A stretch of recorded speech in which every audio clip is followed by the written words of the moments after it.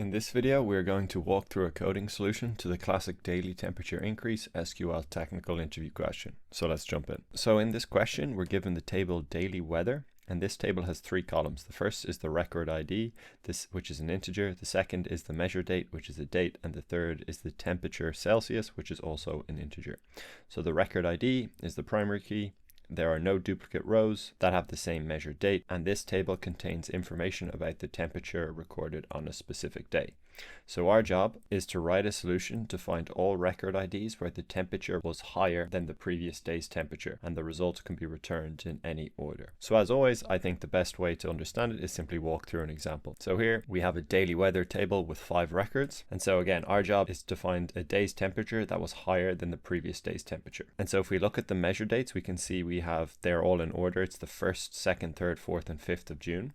And so if we look at the first record, the 1st of June 2023, we know what the temperature is. However, we do not know what the prior day's temperature, so we will not include this first record in the output. If we look at the second record, the 2nd of June, well, we know what the 1st of June was. It was 15. The 2nd of June was 22. So we know 22 is higher than 15. So therefore 2 will be included in the output. Next, looking at 3, the 3rd of June, well, that was 18. We know the 2nd of June was 22. 22 is higher than 18. So therefore this third date will not be included. Next, we have the 4th of June, which is 25, and well, the 3rd of June was 18. 25 is higher than 18, so therefore 4 will be included in the output. And then finally we have 5, the 5th of June. Well, the temperature there was 20, the prior day's temperature was 25, and so therefore it shall not be included, and that's why our output has simply 2 and 4, as they are the 2 rows whose temperature was higher than the previous day's temperature. And so just walking through this example, it's super easy, but writing the code is actually a little trickier, and it also requires the use of joins. So if you want to better understand SQL joins before seeing the solution, there's a link to that in the description. And if you want to actually try out the question itself, pause the video and try it at techprep.app. The link is also in the description. So firstly, we're going to select the record ID for what will become the today row. And so here we're selecting from the daily weather table, and we're aliasing it as W1, and that's where W1 is coming from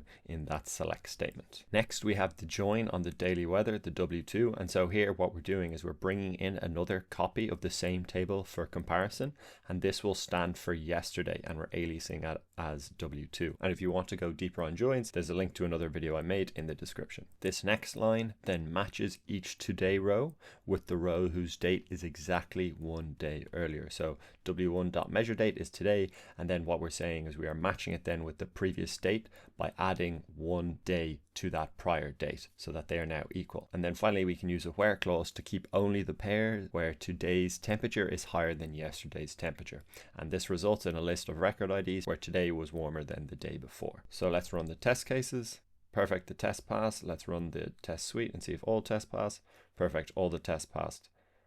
So again, super simple question, but the coding solution slightly trickier. And so hopefully you've got some value out of this. If you did, please like and subscribe and share with a friend. It helps the channel out a lot, and I will see you in the next one.